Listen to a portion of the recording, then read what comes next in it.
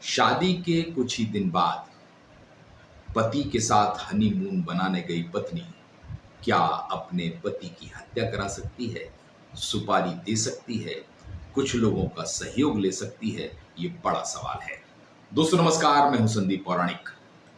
इंदौर के राजा रघुवंशी और सोनम के लापता होने का किस्सा पूरे देश और दुनिया को पता है, क्योंकि इंदौर से वे लोग हनीमून मनाने गए थे। जब मेघालय के शिलोंग में वे स्कूटी से घूमने निकले तो दोनों लापता हो गए।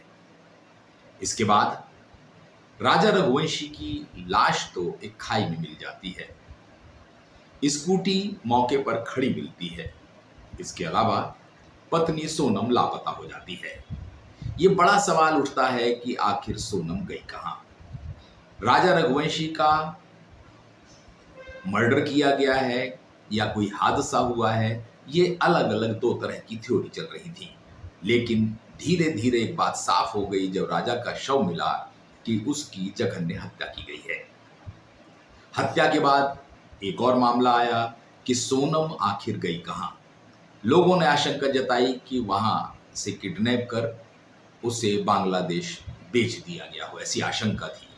इस मामले ने खूब तूल पकड़ा। मध्य प्रदेश से लेकर मेघालय, मेघालय से लेकर दिल्ली तक शोर बहुत था कि एक कपल जो मेघालय घूमने गया था वो लापता हो गया। पर्यटन को लेकर भी और मेघालय की सुरक्षा को लेकर भी सवाल उठे। मध्य प्रदेश के मुख्यमंत्री मोहन यादव से लेकर सोनम, राजा रघुवंशी के परिवार वालों ने इस पूरे मामले की सीबीआई जांच की मांग की। मेघालय सरकार ने सीबीआई जांच से इनकार कर दिया और कहा कि उनकी एसआईटी जांच कर रही है।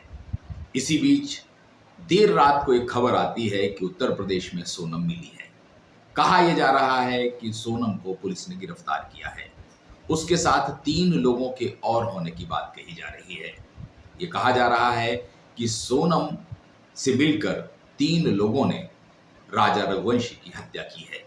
ये आधिकारिक तौर पर अभी साफ होना बाकी है, सोनम का बयान आना बाकी है, जिससे स्थिति का स्पष्ट हो सके कि क्या सोनम ने सुपारी देकर हत्या की है या कोई और परिस्थितियां थी। लेकिन जो प्रारंभिक जानकारी आ रही है वो ये कह रही है कि ये एक सुनियोजित हत्याकांड था। इसमें जो 3 युवक शामिल थे उनका नाता मध्य प्रदेश से है। तो क्या इस पूरे हत्याकांड में सोनम की भूमिका भी है? क्योंकि ये भी कहा जा रहा है कि दोनों पहले असम गए थे, असम से उनका प्लान मेघालय जाने का बन गया और सोनम की ओर से अपने घूमने की सूचना इन 3 युवकों को दी जाती रही। अब पुलिस जांच होगी और अगर सोनम इस हत्याकांड में शामिल है तो उन रिश्तों को सवालों में ला दिया है जो कुछ दिन पहले ही परिवार ने धूमधाम से दोनों को जोड़ा था। दुखी है पूरा परिवार, चाहे सोनम का परिवार हो या राजा का परिवार, क्योंकि राजा के परिवार ने अपने बेटे को खो दिया है। परिवार वाले भरोसा भी नहीं कर पा रहे हैं क्या इस तरह के हत्याकांड में जिसमें उनका बेटा चला गया सोनम शामिल है। वहीं दूसरी ओर सोनम का भाई तो मेघालय में अपनी बहन की तलाश में लगा हुआ था। उसे तरह तरह की धमकियां मिल रही थी, ये आरोप थे।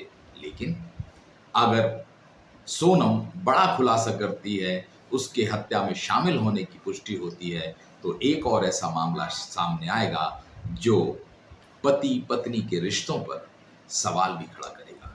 अगर किसी लड़की को ऐसा करना था कि अपने होने वाले पति या जिससे शादी हुई है उसके साथ ऐसा बर्ताव करती है, तो उसने आखिर शादी क्यों की?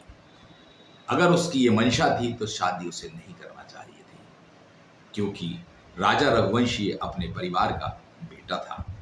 वो उनसे छिन गया सिर्फ इसलिए कि उसकी सोनम से शादी हुई थी। अभी जांच आगे बढ़ेगी, पता चलेगा कि आखिर क्या कहानी है। लेकिन एक सवाल तो उठ ही गया है, क्या राजा की हत्यारिन या हत्या के षड्यंत्र में सोनम भी शामिल है? ये जांच के बाद पता चलेगा।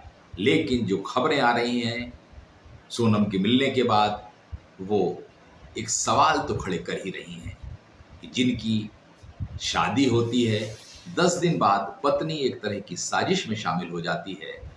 ये क्या हो रहा है? समाज किस राह पर जा रहा है?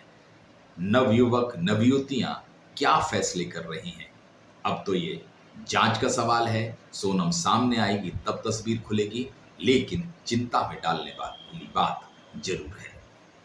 हम अपने बेटे बेटियों को समझाइश दें, सिखाएं कि अगर उन्हें वो रिश्ता मंजूर नहीं है तो वे खुल के कहें कि मैं शादी नहीं करना चाहता या नहीं चाहती, लेकिन ऐसे कृत्य को अंजाम कतई न दें।